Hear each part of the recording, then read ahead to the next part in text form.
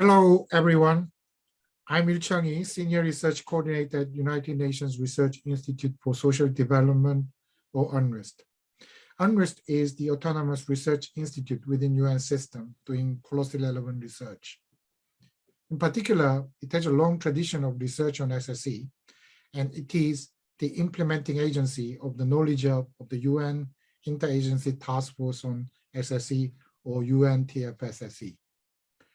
As the implementer of this Knowledge Hub, UNRISD carried out the UNTFSSE project entitled Opportunities and Challenges of Statistics on SSE. Today, we invited Marie Bouchard, who served as the external coordinator of the project, to share the findings and lessons of this project. Marie is full professor of the University of Quebec in Montreal, Canada, and CERIEC chair of the Scientific Commission on the Social and Cooperative Economy. We cannot talk about cooperatives without mentioning IRO and ICA. IRO's Cooperatives Division has been working on the guidelines on cooperative statistics for a long time. Today, we invited the IRO colleague who will share the stories about these guidelines on cooperative statistics. We are with Dong-Il Choi, technical specialist in cooperative and SSE development unit, IRO. He will give us a presentation on the guidelines on statistics of cooperatives. And Hyung-Sik Research Director of International Cooperatives Alliance, or ICA, which is another key institution leading the initiative for cooperative statistics, will make a presentation on how to advance SSE statistics. And we will also have presentations on empirical cases showing challenges and opportunities on the ground. We are with Chiara Carini, researcher from Eurixe. Chiara will talk about Italian experience on SSE statistics.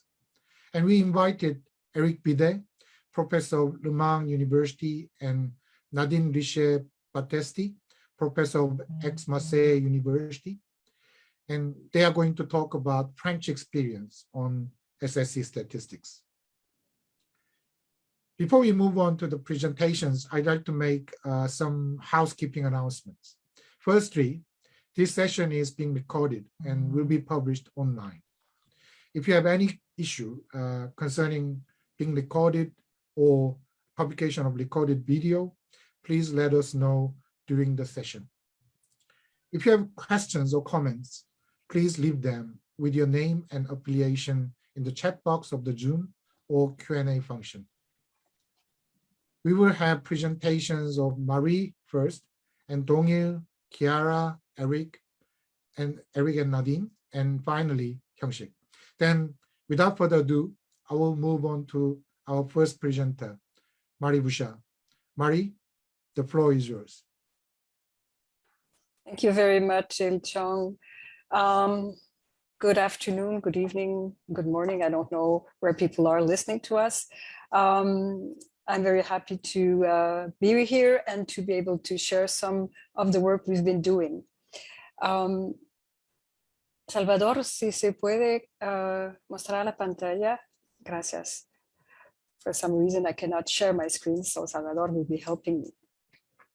I will be discussing some aspects of the state of the art of producing statistics on the social and solidarity economy from the work that I've been doing with Gabrielle Salaté-Beaulieu, who cannot be here today with us, but who has been working with me on this. Cambia. This work is part, as Il Chang mentioned, of an UNRISD project, which is already completed in a way, and you'll be able to download our papers. Maybe someone will put the link in the chat room, but you will be able to download these work. Change, please. Yeah. So this, what I'm presenting today, is only one part of three And I'll be presenting only some parts of that first part. So for full information about not only state of the art, but also mapping of international mappings of SSC statistics and public policy recommendations, you can download the other two papers. Cambia? So why are we interested in this subject of all subjects? First, many countries do lack harmonized data on statistics for the social economy. One of the reasons is that this SSC is under the radar mostly of national statistic offices. But also there are various definitions and various methodologies to capture that statistics. Why are there different definitions? Because there are different processes of implementing SSC in different countries, and it develops in different ways. In a few of our international meetings, either the ICA, the ILO, the task force, the European Parliament, the OECD, in all these meetings, one conclusion that came up was that we need to test the concepts and operationalize them under different social economy traditions and different administrative frameworks, and maybe to combine different approaches that exist. So today I'm going to talk about these approaches. What approach should we adopt? Next, please. So the study altogether concerns of these 7 issues, but sources for identifying population, classification, and methodologies, as well as indicators, will be discussed by my colleagues in the next presentation. So I will focus on setting the perimeter and identifying some recommendations that we could make to people who want to get involved into such projects. Next, please. So we'll be looking at defining SSC for statistical purposes. Next.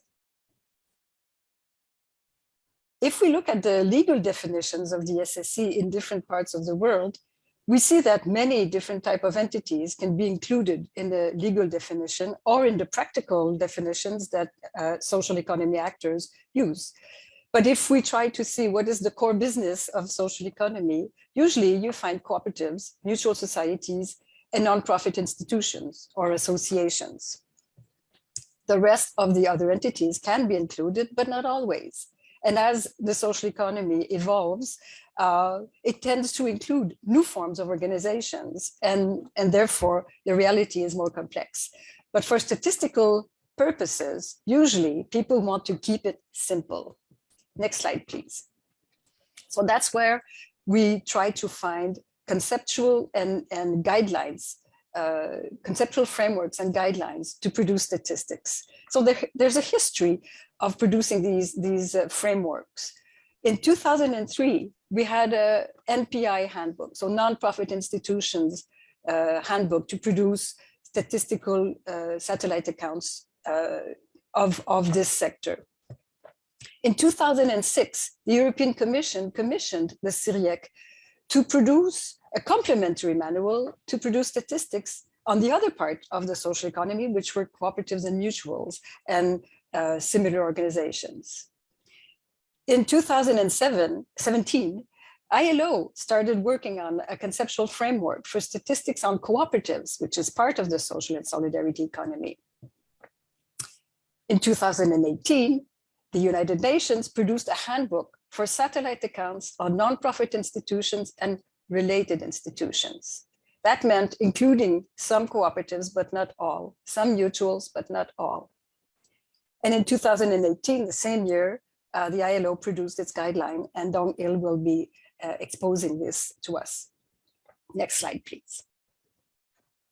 But basically, in 2018, we had 2 frameworks. One, which if you added the NPI, the 2003 NPI and similar, and the 2006 co-op and mutual plus the guidelines, you had what is usually called social and solidarity economy. Next slide. But then we also had the UN handbook, who conceived the social economy as an NPI and some related institutions, which meant that some, but not all cooperatives were included.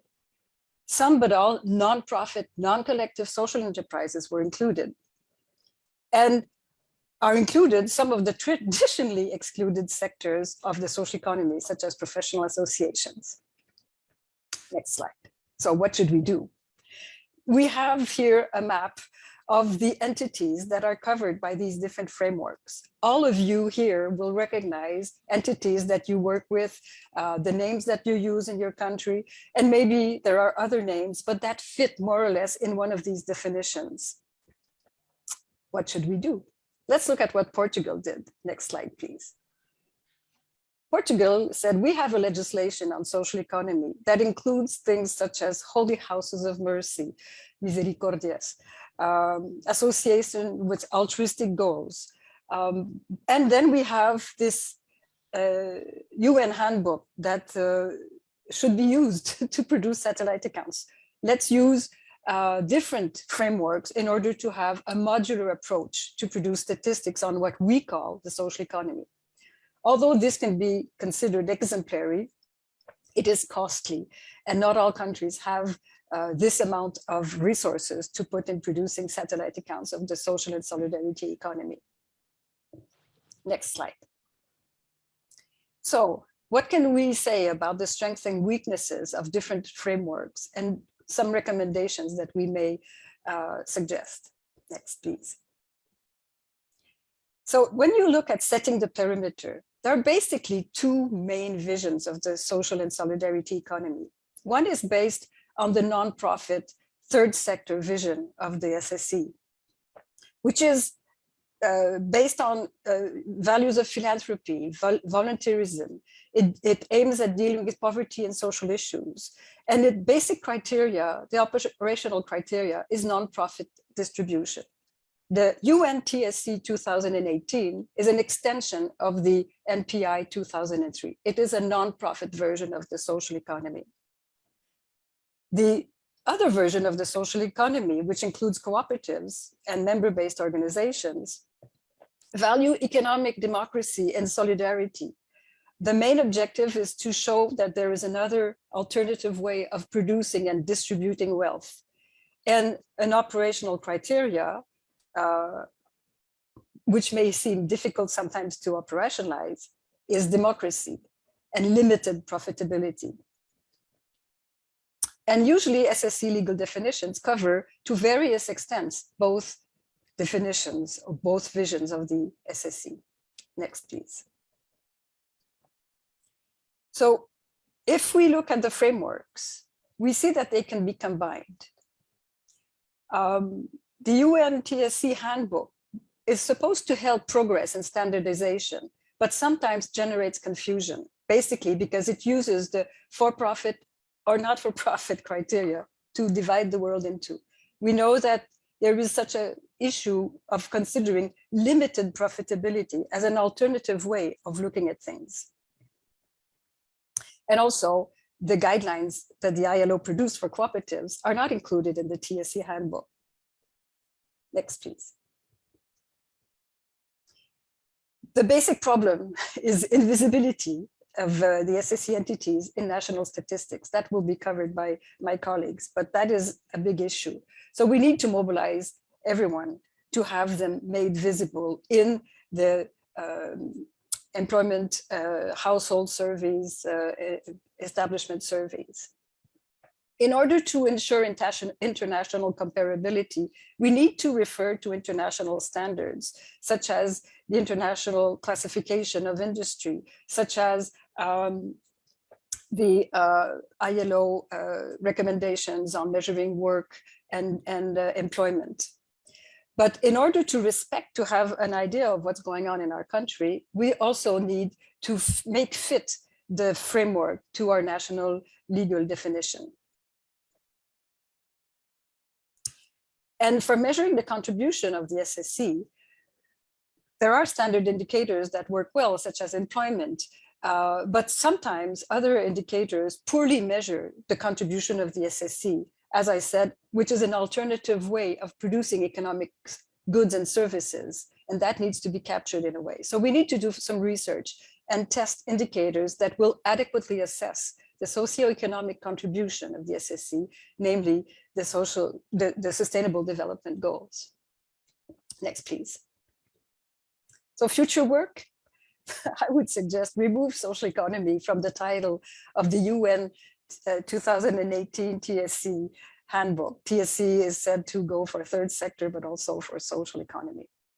Or even better, include all cooperatives and mutual societies that are in reality cooperatives and mutual societies in the next edition of the TSC handbook. We need to validate and adapt these frameworks through feasibility studies and ongoing testing. We need to ensure, basically, the coordination between international organizations, departments of statistics. Somehow there seems to be a lack of communication, and we need to help them. We need to have them talk to each other more. We need mostly. You have 1 minute left. I'll be finished in less than that. Thank you. We need to mobilize in our own country the NSOs, the National Statistic Offices, the governments, the sector, the academia. We need to mobilize them. We need also, for statistical purposes, to clarify the concept of for-profit social enterprise, which can so easily be confused with your ordinary, well, not ordinary, but with any corporate social responsibility. And for statistical purposes, that needs to be clarified. And we need to do further research for appropriate indicators of the social, economic, environmental contribution of the SSC.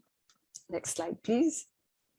You can download the 3 studies, here is my publicity, on the website of the UN Task Force on the SSC. Thank you very much. Gracias. Merci. Thank you very much for your incredible work to summarize all these 3 papers within 13 minutes. Thank you very much. Let's go for our second presenter, Dong-il Choi from ILO. Dong-il, the floor is yours. Thank you, John. I'll share my screen. Can you see the slide? Okay. Thank you, John, and the colleagues. It's an honor for me to share the AROS initiative with this wonderful international colleague. Today, I will talk about the statistics of cooperatives, specifically the guidelines concerning the statistics of cooperatives. I will introduce some way to load the guideline and introduce what is the guideline concerning the statistics of cooperatives. And also I will tell you about our initiative on the statistics of cooperativity, and I will show you the next step a little bit. So the guideline was started from the ILO recommendation number 193, saying national policies should seek to improve national statistics on cooperatives. And in 2013, 19th ICLS adopted a resolution concerning for the work on the statistics cooperative. And ILO, as well as ILO and FAO, has some effort to develop an inventory of existing data on cooperatives, and some country case study was done by ILO and FAO from 2015 and 16. In 2016, COPEC Technical Working Group was formed, and the working group in 2017 discussed the conceptual framework on measurement of cooperatives and its operationalization. And the next year, we discussed background papers for the core element of the guideline. And finally, in 2018, the 20th ICLS adopted this guideline. So what is the guideline? And guideline in the guidelines, we have objectives and uses, and the definitions, and the types of cooperatives, and statistical unit, operational definition, working cooperatives, and data collection analysis. So I will talk about from the types of cooperative. In guideline, we have 4 types of cooperatives, which are producers cooperative, and workers, and consumer and users cooperatives. We have also multi-stakeholders cooperatives. Of course, there are much more types of cooperatives, but we mainly focus on these 4 types of cooperatives.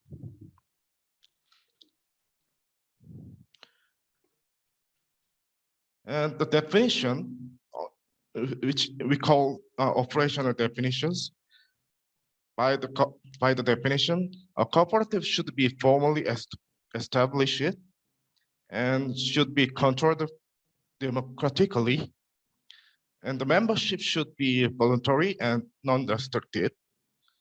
And finally, the distribution of profits or surplus is not directly linked to the capital contributed by each member. And work in cooperative, we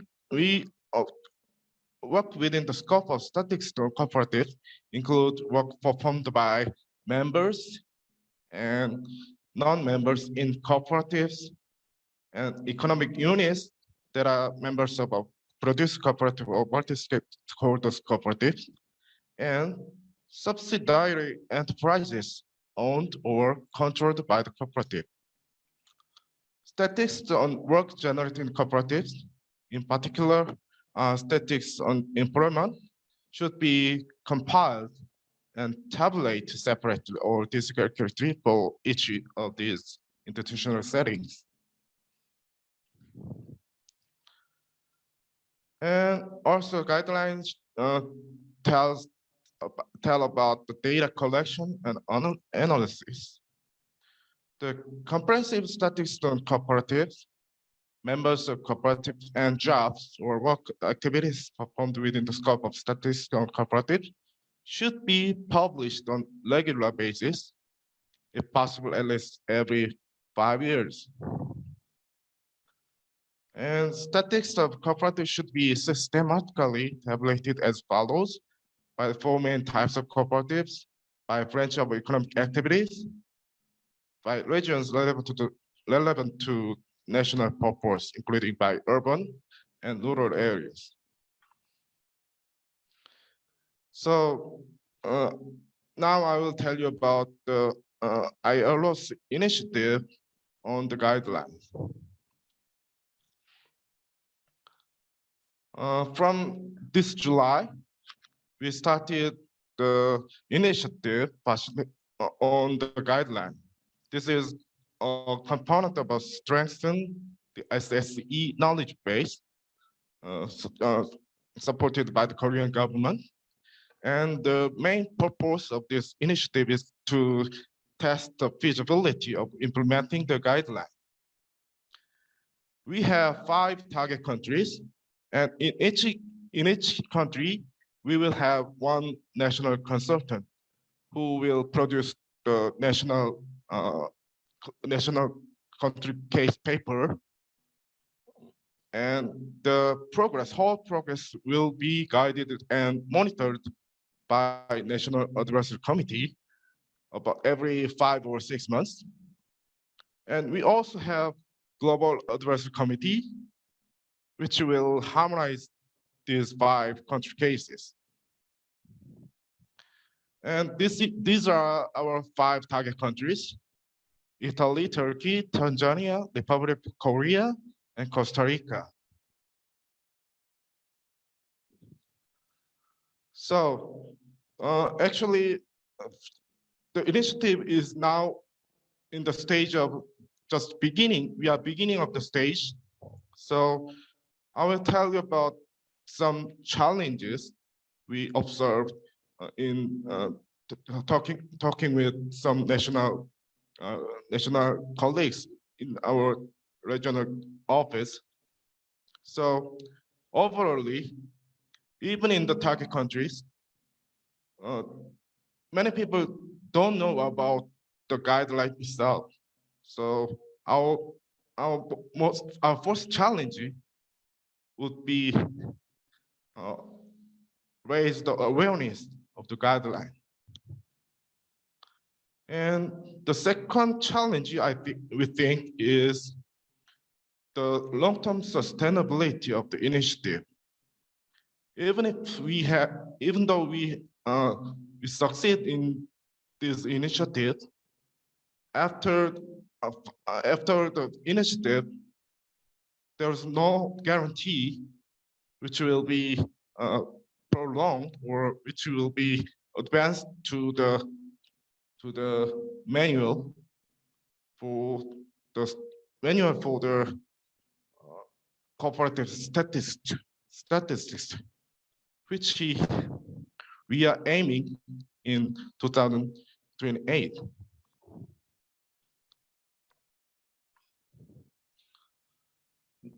In Korea case, the reason why I introduced about Korean case, before joining the ILO, I was teleworked from Korea for several months, and I've talked with the Korean colleagues who are working in the statistics field, and especially in regarding the cooperative statistics, there are so many ministries to have their own data set regarding cooperatives. For example, we have Minister of Finance for general cooperatives, and we have Minister of Agriculture, which is responsible for the agricultural cooperatives. Dong-il, you have 3 minutes left. Okay, thank you. And because we have one framework act and a sectoral cooperative act, the authority was scattered, and also the data regarding cooperative statistics also are scattered. So the first challenge would be getting the data together and make it to be harmonized. And the second challenge would be the government willingness to continue this initiative. In Korea, we have a presidential election next year, so it's not guaranteed. It's not guaranteed to continue this initiative. So I will tell you some about our next step. So we are now working on the establishment of NAC and National Consultant, and also GAC.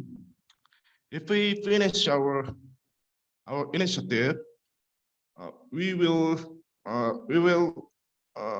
show the result of pilot testing in 21st ICLS in 2023. And the next step would be the presentation of the manual concerning the statistics cooperative. We hope that in 22nd ICLS in 2028. Thank you for listening. Thank you very much for your detailed explanation about the statistics of cooperatives. And now we are going for the reality, what's going on the ground. So I'd like to invite Chiara Carini to know what's going on in Italy regarding statistics, SSE statistics. Chiara, the floor is yours. Thank you. Good evening, good afternoon, everyone. Let me share my screen. Okay, do you see my slides? Okay, So thank you for this opportunity to present you what we are doing in Italy in order to have statistics on social and solidarity economy. I have to be honest, we are quite lucky in Italy since we have some data and some statistics on social economy. Indeed, we have a long list of data sources that might be used to compile statistics on social economy. On one side, we have quite a few administrative data sources. The main problem of these data sources is that they are not always up to date. So basically, you are not data included in these databases are not so updated, and you might provide compute not precise statistics. On the side of administrative databases archives, I have to say that the recent law on third sector organization established a new register, which is not already existing, but which will be available in the next months. And this is the register of third sector organizations. And probably this new archive will improve the quality of the administrative databases we have. So on one side, we have administrative archives, then we have data collected by sectorial organizations. We have Federation of Cooperatives and Federation of Non-Profit Organizations, which already release some statistics, some data about entities that can be counted within the perimeter of social economy. But our main data provider for statistics about social economy in Italy is the National Institute of Statistics, which is ISTAT. At the ISTAT level, there is an attention to the entities that can be included in the perimeter of social economy. This means that since several years, we have two separate databases that can be used to compile statistics. On one side, we have ASIA. ASIA is the Enterprise National Register. It's a statistical register covering all the enterprises that are active here in Italy, working in the industry and services sector. On the other side, we have the census of non-profit institutions. These are two separate archives with different logics and different information, similar but also different data and informations about different type of organizations. ASIA, the Enterprise Register, has a long history. It has been established in 1996. It has been defined and it is compiled according to European rules. So the ASIA registers provides data that can be comparable at European level. And it's quite interesting because that ASIA register includes a long list of information about all the type of private enterprises here in Italy, including cooperatives and mutuals. In ASIA register, you can find information about the place where the offices of the enterprise are. You can find information about the type of activity that enterprises carry out, but you can also find some economic data about each single enterprise, and you can find a long list of variables concerning employment in enterprises. And this type of information, this type of data are updated every year. So every year we have statistics about enterprises covering general information such as activity, but also we have statistics about the economic size and employment characteristics in enterprises. And what is interesting is that ISTAT already released statistics by legal form of enterprises. So everyone looking at the online database of ISTAT can see statistics about cooperatives. On the other side, we have the census of non-profit institutions. Until 2011, we had a census that was carried out every 10 years. Starting from 2011, ISTAT decided to change the strategy in collecting data about non-profit institutions. So now, starting from 2011, also for non-profit institutions, we have a database which is updated every year. So we have annual information about non-profit institutions, and this annual information covers basically in general information about the entities, so sector of activity, place where these non-profit institutions are, and employment information and data about employment. So also for non-profit institutions, we have annually data about employment. And both for enterprises and non-profit institutions, we have data about employment by age, by sex, so by characteristics of people employed in these entities, and statistics by some characteristics of the work. So we have statistics about part-time and full-time employment. We have statistics by level of contract of people. So we have a long list of statistics annually released. For non-profit institutions, we do not have annually data about the economic dimension of non-profit. This is due to the fact that non-profit institutions are not required by law to deposit their annual report. So there are no annual reports available that can be integrated into the statistical register. To overcome this limitation, the National Institute of Statistics decided to carry out periodically a survey in order to collect economic data on non-profit institutions and in order to collect other type of information that cannot be found in administrative registers, for example, data about volunteers. So we are very lucky. We have data about cooperatives on one and mutuals on one side, and we have data on non-profit institutions on the other side.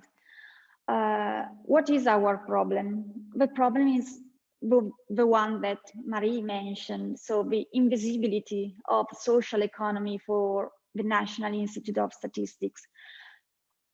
ISTAT releases statistics for cooperatives and statistics for non-profit, but they do not release statistics for the social economy. There is no unified picture of the social economy in Italy.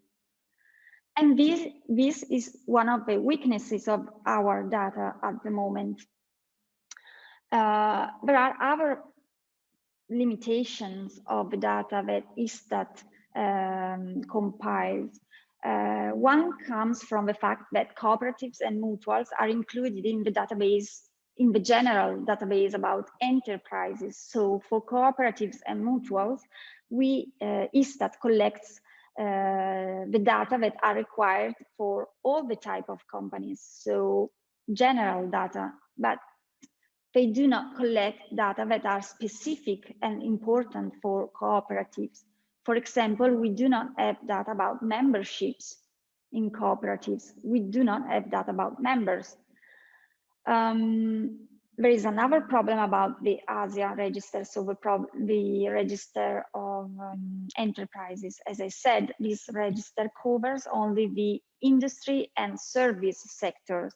And this is due to the fact that the register is compiled according to the European rules, and Eurostat requires statistics only for these two sectors.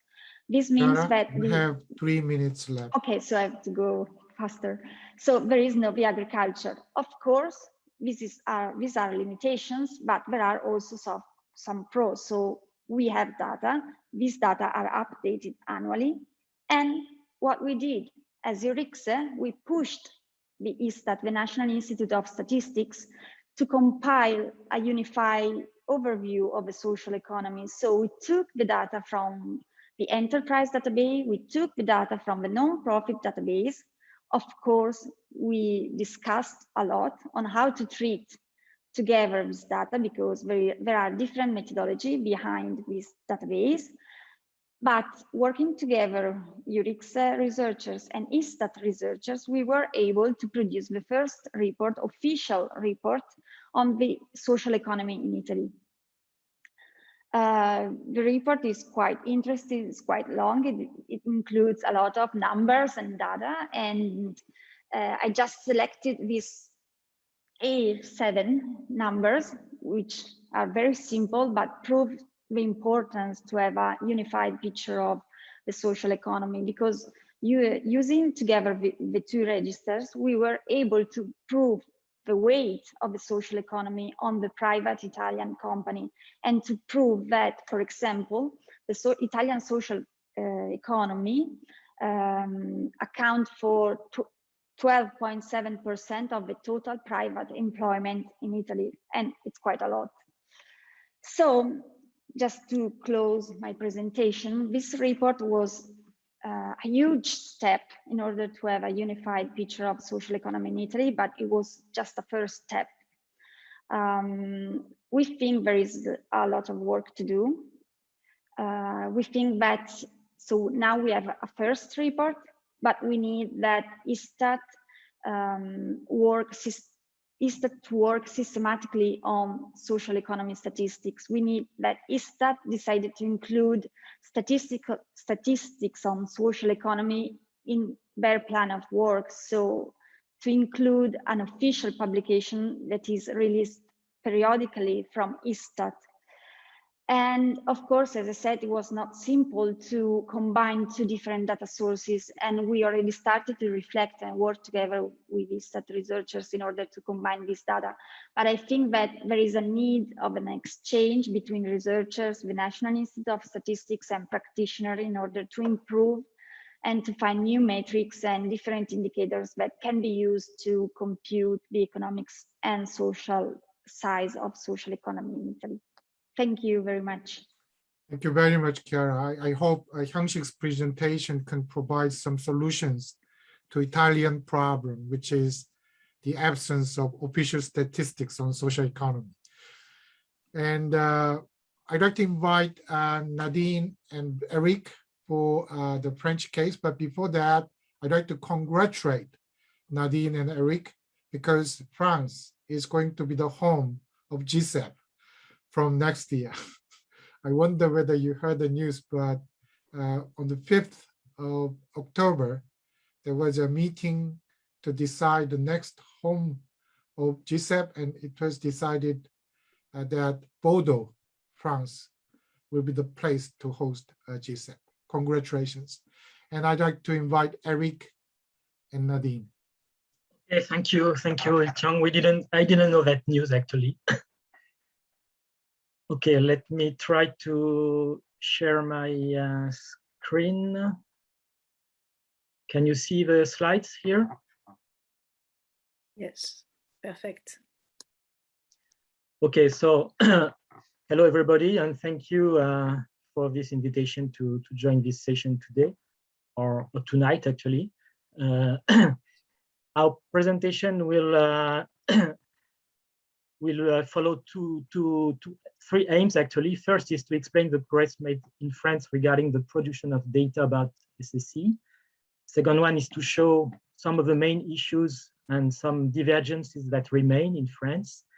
And third is to stress the need for co-production of data. So first, in the French context, what should be stressed first is the pioneer role played by ADES in advocating the importance of data about social economy. ADES is a French nonprofit. It was launched in 1982 to address this issue. And since its creation, ADES credo has been what you cannot count doesn't count. And one of the main answer or goal that ADES stressed was the building of a satellite account of social and solidarity economy. Concretely, ADES operates with a scientific committee of about 30 members that includes researchers, practitioners, statisticians. And the aim of ADES was and still is actually to debate, produce, and to disseminate data about social and solidarity economy. And ADES has contributed, therefore, to the production of original works and studies about social economic data in France, and has disseminated them through regular curriculums since 1983. The first 2 editions of ADES curriculum, 83 and 84, were fully devoted to the statistical measurement of SSE. And following editions every year or every 1.5 year proposed contribution on this issue regularly. And 2 editions were actually fully devoted to the question of the satellite account of social and solidarity economy in 1987 and 2003. So through this action and through this lobbying, ADES contributed to raise an interest in France for data about social economy, and eventually made the French National Statistical Office, INSEE, to be more concerned about producing data about social economy. And now, since 2005, INSEE has been regularly releasing data, basic data on social economy, including especially the number of jobs, the number of units, the proportions it represents in the whole French economy at the national and at the local levels. And in 2008, the statistical perimeter of social economy in France was harmonized between INSEE and the National Professional Umbrella Organization, which is named now SS France. This perimeter included originally 4 main legal forms: associations, mutual benefit companies, cooperatives, and foundations. And more recently, after the enactment of the 2014 law on social economy, this perimeter tends to be enlarged to commercial, social enterprise, social and solidarity economy enterprises. This perimeter allowed, for example, to say that social and solidarity economy represent in France about 10% of jobs in full-time employment, about 14% of private sector jobs, or 10% of firms in the French context. And it also allows to appreciate the respective share of each movement inside SSE. And for example, it shows that associations alone represent in the French context about 70 to 80% of the social economy. And besides this regular data, INSEE also releases some specific in-depth surveys, for example, on associations. And besides INSEE, other providers of data appeared progressively. And one of them is INGEP, another national institute, focusing more on associative movements. Other providers are, for example, surveys made by some of our academic scholars, like Viviane Chanonog and Lionel Proutot, on association and volunteer work, but also surveys made by observatories launched by the professional sides. For example, the SSE Observatory launched by ESS France, which every year now provides some complementary data to the INSEE data, or the Philanthropy Observatory launched by the Fondation of France provided some data more focusing on philanthropy, or also data provided by the French umbrella cooperative organization, COPFR, dealing here with the cooperative especially. So to sum up, we can say that substantial progress has been made in France over the last 2 decades about the production of data dealing with the social economy. And we are expecting some more progress in a very short future, as INSEE was engaged in the 2018 Eurostat call for social economy satellite account building. But a few questions remain, and I will give the floor to Nadine about these questions. So we have a lot of data in France about social economy, but these data are still incomplete. We have a lot of data about the number of firms. We have data about employment, but we are still poor about the data on GDP, on contribution to transition. And so we have a real need to better understand this contribution to GDP and to value added. The data that we have for the moment is nearly about 10% of the employment, but only 6% maybe about GDP. So a very small part. And we have to better understand this dimension about production and value added. Also, we can see in France that we have various sources of data from national institutes and or from sectorial association, but these data are maybe sometimes complementary, but they are also, it's quite difficult to aggregate all together this data. And so we need to be careful with this data and the way to use this data. Also, we can take into account differences, even disputes about the scope of social economy itself and on subscopes. For example, when we observe associations, some of data take into account association with at least one employment, one person employed, and some of data take it into account all the associations. If we look at all the associations, only 20%, or maybe a little bit around 20%, have at least one employment. So 80% of the associations have no employment, but they have a lot of volunteers. And how do we take into account these volunteers? Do we have a monetary approach of these volunteers? Do we have an equivalent in full employment consideration of these volunteers? So we have tensions between this perspective with volunteers, and can we take into account association without volunteers? So for associations, we have this question very, very important. Nadine, you have 3 minutes left. Okay. We have also a question about cooperative.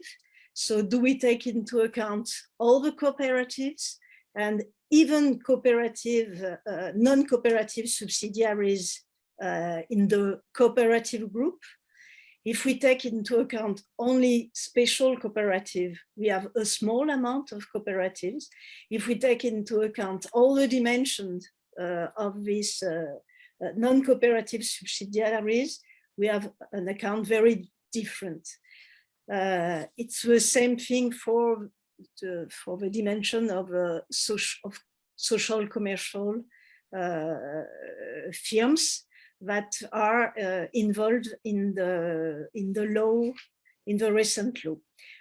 So we have data, but we need to be conscious that these data are very difficult to be aggregate, and also we have to take into account the different conception of social economy that we take if we with one or the other perimeter. Also, it seems very important in France to foster controversy and co-produce data about social economy. We have a lot of progress in knowledge, but we have a difficult appropriation of data by economic actors. Some of them consider that employment is the same thing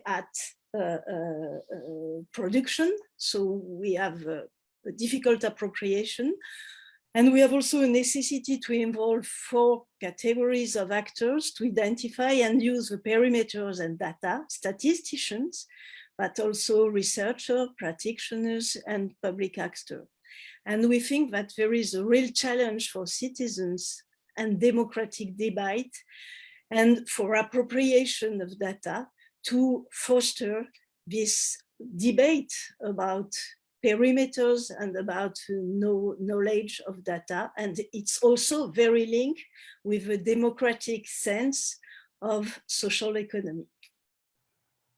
So I have finished. Thanks for all. Thank you very much. I mean, it's been a long time for researchers to raise the question like, do we have to measure social economy in terms of GDP, or, you know, whether we can measure the activities of SSE in terms of GDP contribution. So there is so many questions about the validity of GDP within UN system as well. Anyway, I think maybe we can discuss those kind of things after all the presentations. And we are going to have last presenter, Hyung-Sik Ahn, and he's going to talk about how to advance SSE statistics. Hyung-Sik, the floor is yours. Thank you, Il-Chung. Good evening and good afternoon, everybody. So my name is Hyung-Sik Ahn. I'm the Director of Research in the International Cooperative Alliance. So I'd like to share my screen now.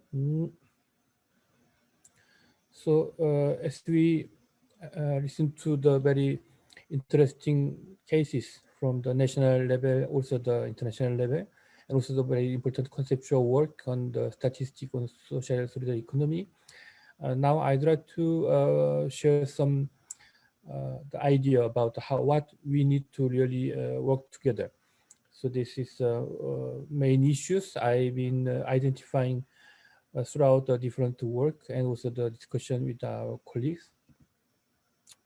So also I think that these 4 main issues I suggest here is actually the dealt with in all the presentation of the colleagues actually, and we have some different level of the importance in different contexts, but I've discovered that commonly we have the 4 main issues we need to talk more. First of all, the standardization, how we can really reach the global level of the standardization of the SSE statistics. There are still conceptual discussions need to be done, and also the implementation and test. It means that production of the statistics itself, and also political mobilization. So first of all, I think we need to have the common sense about what should be our final objective, because there are different levels of understanding about statistics, and each country has different system or the history and tradition also on the statistics and also the SSE.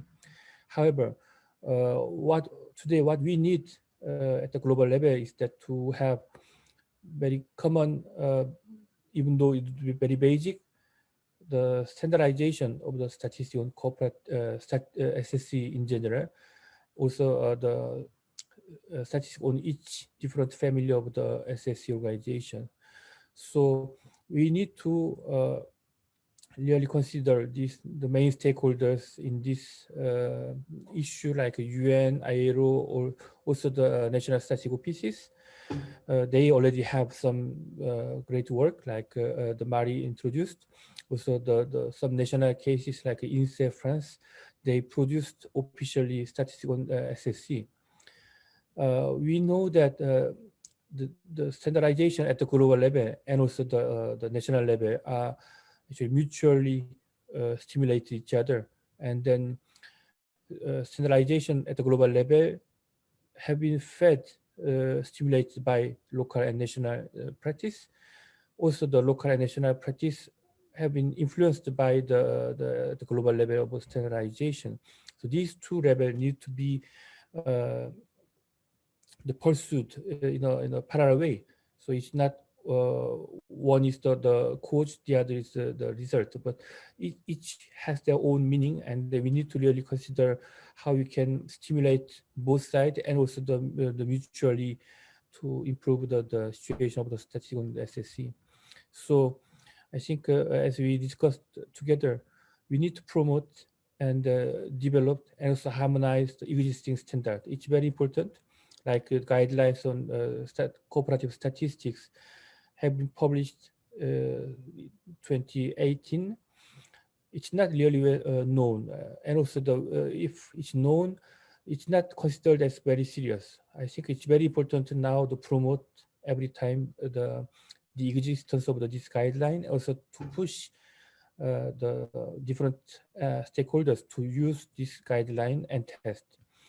And also we have now the good standardization of the cooperative statistic and some the non-profit organizations, but we know that there are different the family of the SSC, like the mutuals or informal groups or the non the commercial SSC enterprises, etc. There are, so I think it's very it would be very important to replicate the experience of the cooperatives and association into this different family of the SSC to have really good detailed the statistic on each family, and also to facilitate the aggregation of all these statistics. Next issue we already all share is that there are still many conceptual issues we need to deal with, like statistical definitions, statistical parameters, observation unit, methodology of the data collection, etc.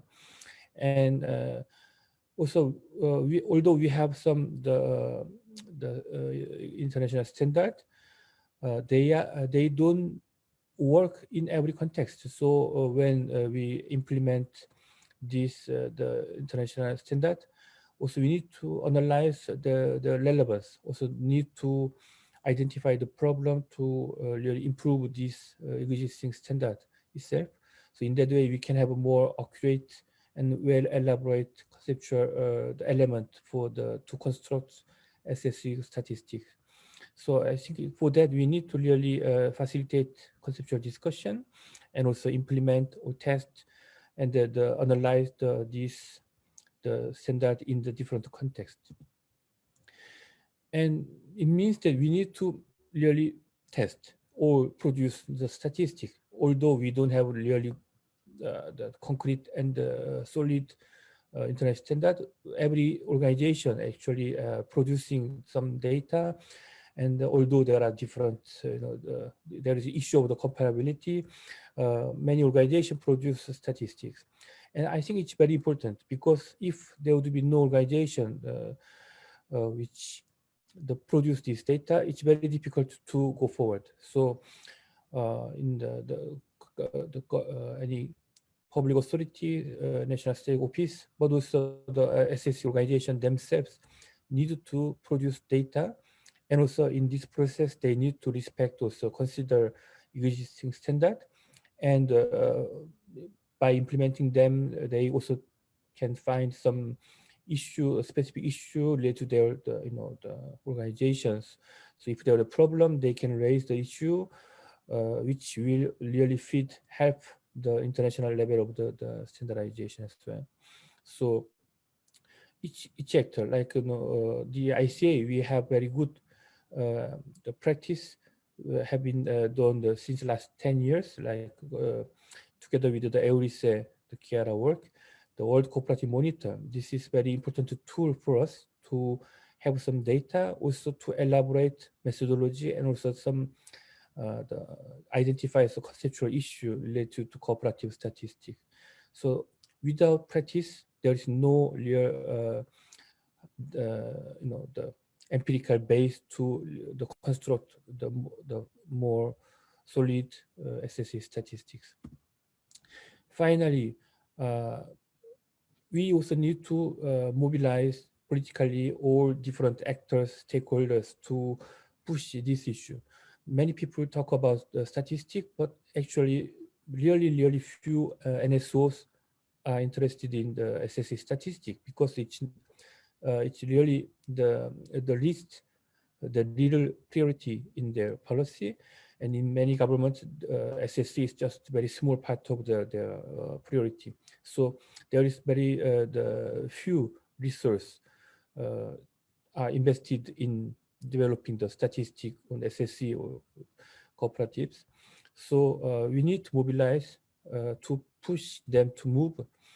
And particularly, I'm really concerned about the recent trend about the more focus on the impact than the nature of the actors. We need to measure impact of any actors.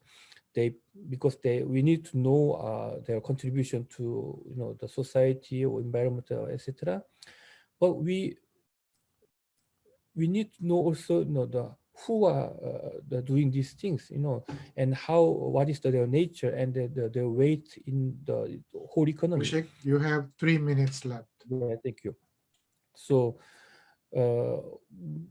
more the interest or priority of the government, particularly made more on the impact measurement itself, but without caring about the weight of this sector, SSC.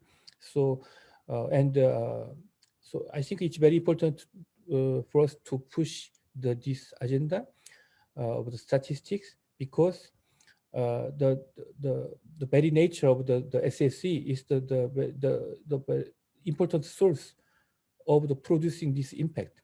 So impact can be made by different techniques, the communication technique, etc. But the uniqueness of the SSC is that by their nature, they are producing this impact as their nature, not just the communication or the kind of the greenwashing or other things. So this is very important thing to do. So I would say that these 4 issues need to be dealt with in a more harmonized way, coordinated way. So we know that each actors have different interests more in different issues.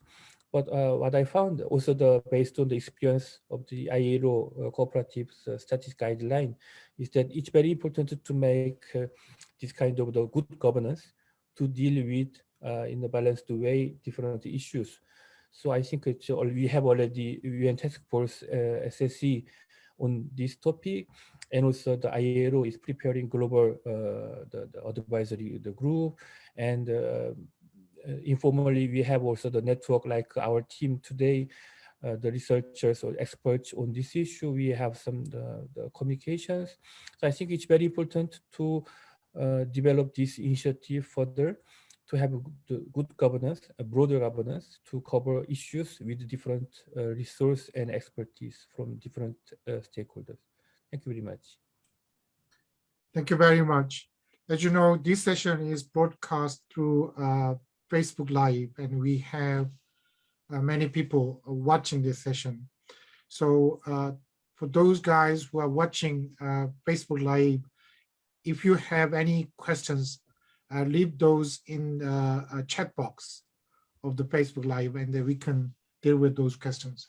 And I will open the floor in the Zoom. So if you have any questions, raise your questions, and I will have discussion together with panelists. Is there any questions?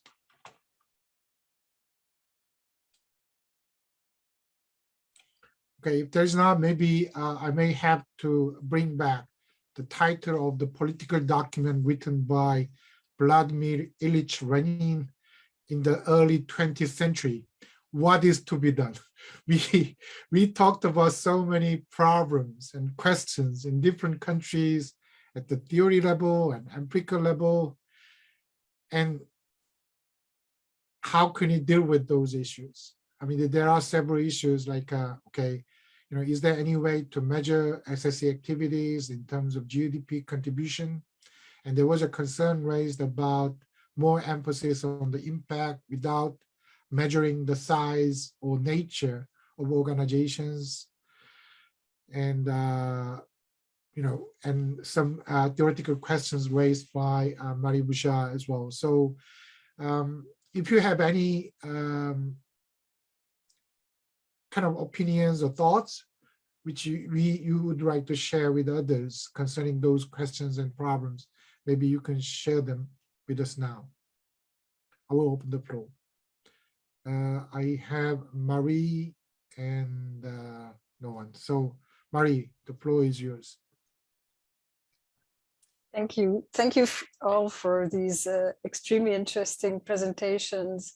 As Hyung-Sik mentioned, I think we have worked together, and I think we'll keep on working together in this thematic, and let's hope that this session mobilizes more people to work around us, because I think it's very important. If I may, I would just say that, to me, if we want to summarize, what are the issues?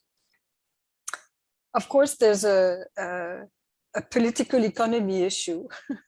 Social and solidarity economy wants to be recognized. It wants to be recognized for what it is. If you're going to mainstream the social economy, is it by reducing its particularities, its complexity, in order that it looks like the mainstream economy? Or are you going to have the rest of the economy look like the social and solidarity economy, which, not in secret, is what we wish? But this has to be clarified. How do we recognize the SSC? And basically, recognition is not only just to exist, but to be able to measure its contribution, namely to the SDGs. And if we could do that, maybe it would be easier to convince the rest of the economy to work like the social and solidarity economy. So first, a political economy issue. Second, there's a technical issue. When Nadine and Eric plead to foster controversies, statisticians don't like that. Politicians don't like that. They want a clear-cut answer. How do we find these things in the national statistics? And what is the easy way to aggregate the information about these? And of course, the big question, the big answer, or the big criteria for any statistician will be, does it fit with the systems of national accounts, the 2008 SNA? And if it gets too complicated to work with the SNA, then maybe you'll never get those statistics, because they're going to be too costly to produce. And as Chiara mentioned, Italy is very lucky to both have ISTAT and Euryxé, and the knowledge that they've created so far and the resources put in. But this needs to be clarified. We cannot just dream about statistics on the social and solidarity economy without having these concerns about technical issues. I'd say, and I'm pleading from my parish, there's a scientific issue. And this is what appears to me an important one. In statistics, or in general in the economy, it's two sides, for profit, not for profit. But actually the SSC does things differently. And it's kind of a limited profitability way of being more equitable in pre-distributing and redistributing wealth. This is why contribution to GDP is not necessarily the best tool to measure the contribution of SSC. But we need to do more work in order to make it simple, both for politicians and for statisticians, to understand, what is this thing? How does it produce wealth? Why is it different? And then it will be easier, I think, to combine the political issue and the technical issue. Thank you very much. I just got a question from Mar of INAES. The question was, what are the biggest challenges of the statistics of the SSC? Because of the time constraint, maybe I have to rephrase this question. I'd like to change plural to singular. What is the biggest challenge of the statistics of the SSC? Academics, if academics are asked like a plural terms, like what are the challenges? They have a long discussion. So, okay, just one phrase. What is the biggest challenge of SSC statistics? We will begin with Eric. Eric, what is the biggest challenge of SSE statistics? Just one phrase. Yeah, that's a complicated question. I think Marie brought some elements of response. I think to make meet the political issue and technical issue is probably, in my view, the biggest challenge for statistic about SSE. And we think, and that was the end of the presentation we made with Nadine, we are convinced by that this challenge can be solved only through the dialogues and the debates between the different stakeholders. Thank you very much. And Nadine? Are you okay? For me, the most important thing is to take into account a large vision of social and solidarity economy, and don't to separate the non-profit and the other one, corps and mutual. So I think to have a complete vision and to change the name of the last reports. Yes, I think so, Marie. You are right on this, because it's not social economy. It's just a part of social economy. So we need to take into account a large vision of social economy.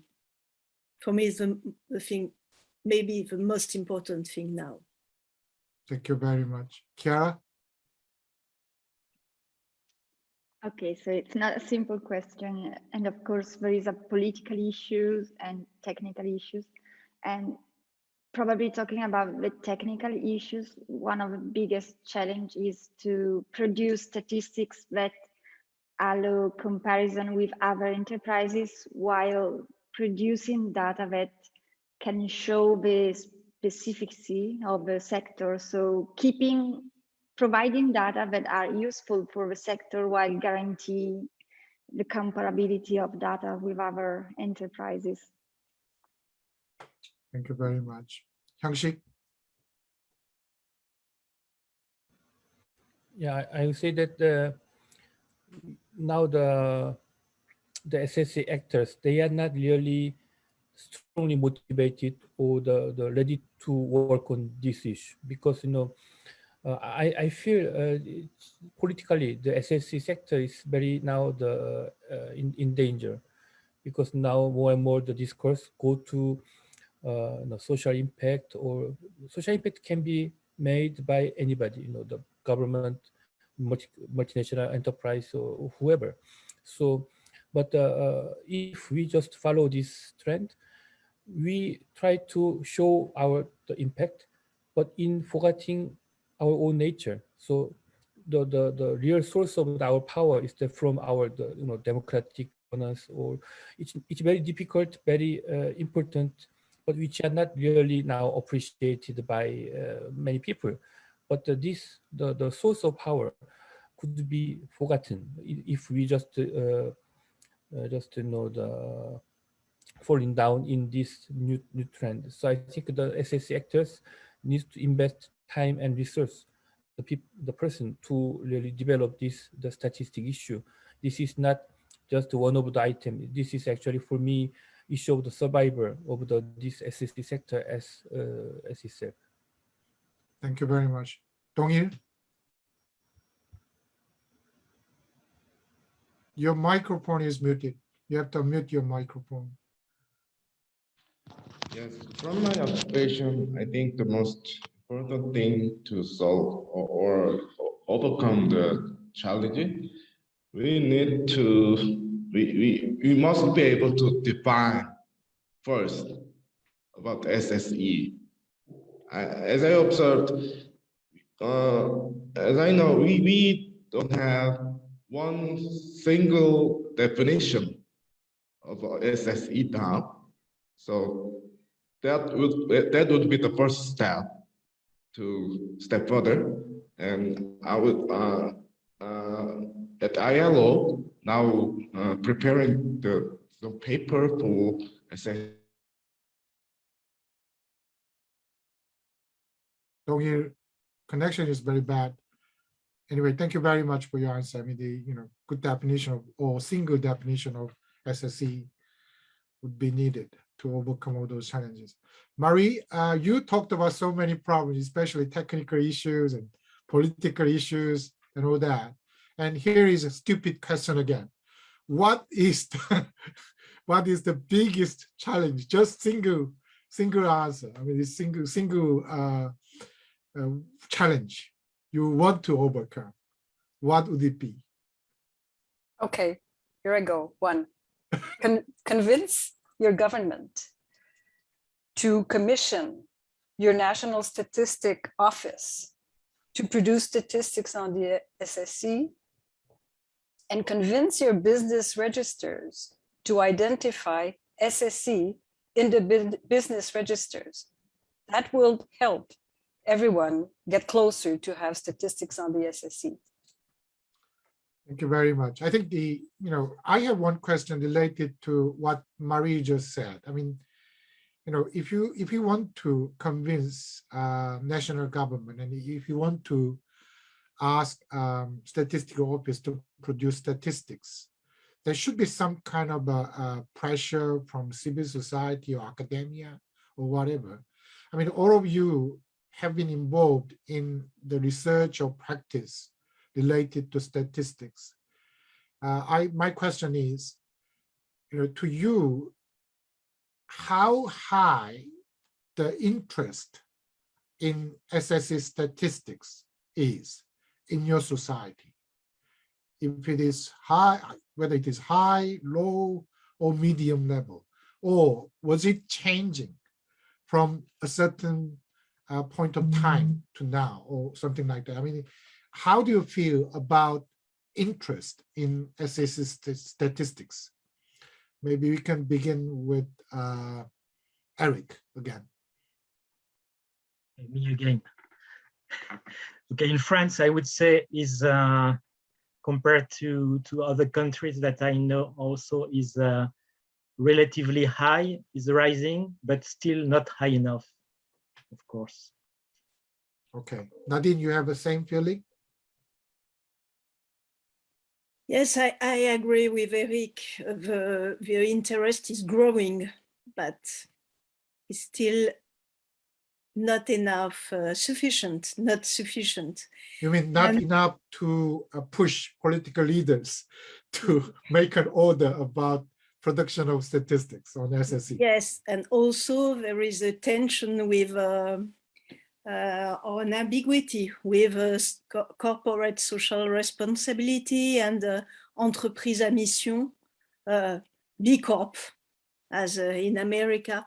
And I think there is a tension between social economy and that type of dimensions, and a rise of social impact more than social economy. So I agree also with Ung-Shik. Okay. About that. How about in Italy, Chiara? I think that the interest is very high for people like me working on this sector, but looking at the society, I think it's medium. I think the COVID and the pandemic is changing things, so there is a lot of interest about this type of organization and the contribution that this type of organization can bring to the recovery. And in Italy, we are also working on the recovery plan, national recovery plan. So there is a discussion about this, but I still think that the interest is medium, increasing, but medium, at medium level. Okay. Hyung-Shik, maybe you can talk about Korean situation together with Dong-il. I mean, maybe I'd like to have views from both of you. Hyung-Shik? Yeah, the Korean situation is a little bit particular because in Korea, it's very like the black or white. So technically, the Korean National Statistics Office, they prepared, even they produced the data set for the SSE already, but they don't publish it in public because there is no legislation which defines the SSE. So there is no, if there would be political the political mobilization, political willingness, Korea can have very nice already the SSE statistics. Technically, it's already well done, but the problem is that government doesn't have a really strong interest on it. So although the civil society's SSE actors push government to do those things, but it's really depending on the political the interest on this issue. So it's a little bit particular situation in Korea. I think the Dong-il can complement a little bit. Thank you. Dong-il? Yeah, thank you. In fact, there are 5 bills pending on National Assembly now since 2020, the last year, and there's still controversy about SSE Framework Act because some people know the importance of SSE, but other people don't really know about the SSE, and in fact they don't like the expression of social solidarity economy. So let's see, and I hope someday the bill will be passed. But now in Korea, there's some controversy about it. Thank you very much. I think I can make a guess about Marie's answer, but we have to ask Marie about Quebec in Canada or Canada itself. So how do you feel about interest in SSE statistics?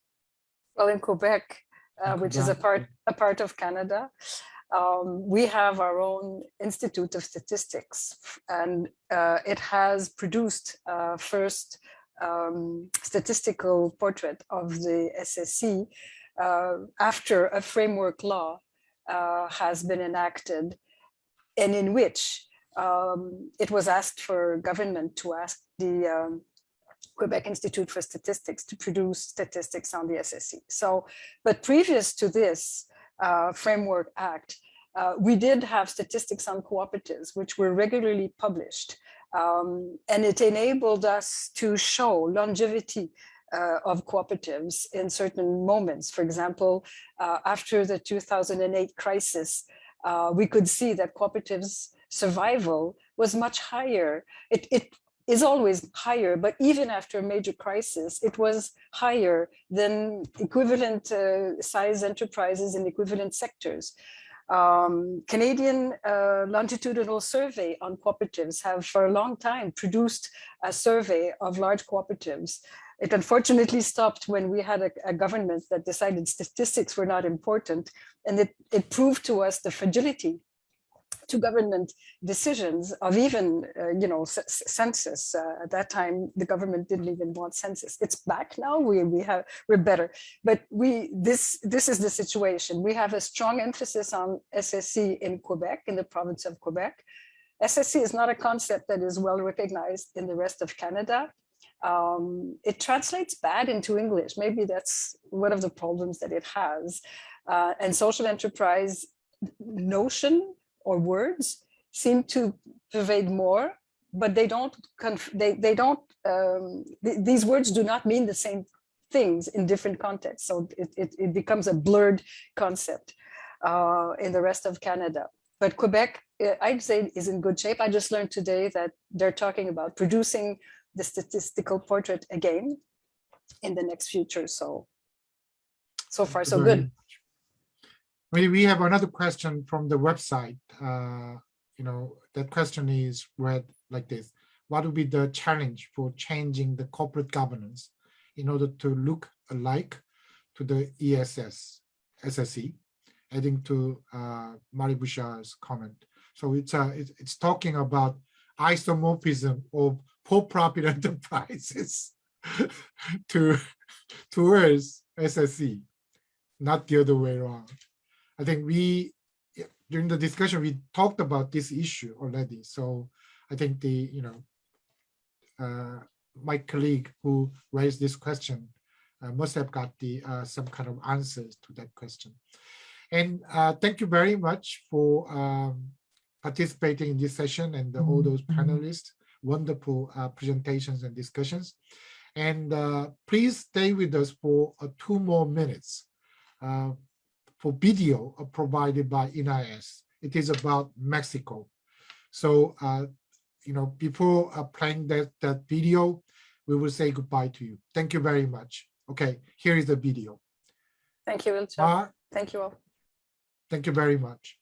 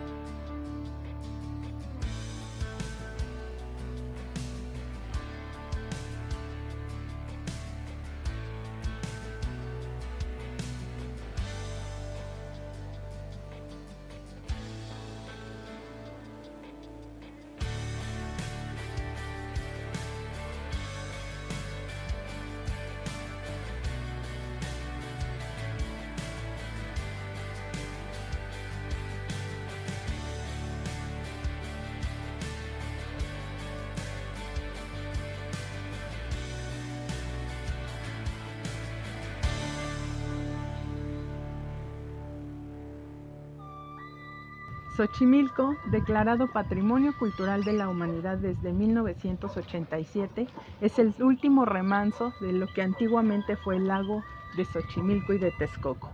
Pasear por sus canales con 183 kilómetros de extensión es disfrutar de la naturaleza y de estos bellos paisajes. Está conformado por un gran sistema de chinampas, en los cuales están bordeando cada uno de sus canales alimentados por manantiales naturales. Podrás apreciar garzas, una infinidad de chinampas que son un proceso de cultivo que se da desde la época prehispánica, donde se cultivan hortalizas y una gran variedad de árboles. Cuenta con paseos tradicionales a bordo de estas embarcaciones que se llaman trajineras, muy coloridas, donde prevalecen los nombres de mujeres. Xochimilco, en su nombre prehispánico, quiere decir Xochitl, flor, mitl, sembradío y colugar. Ven al sembradío de las flores.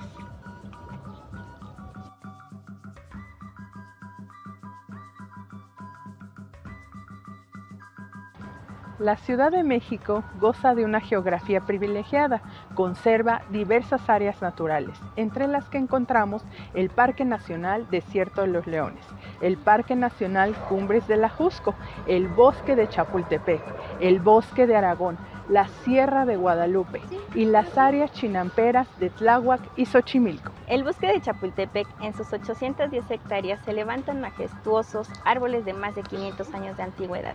También fue ocupado desde época prehispánica, donde se construyeran diversos acueductos para canalizar el agua a la Ciudad de México. A su vez, podemos realizar actividades al aire libre como son caminata, senderismo e incluso andar en bicicleta. Te invitamos a que vengas a la Ciudad de México y disfrutes de estas áreas naturales.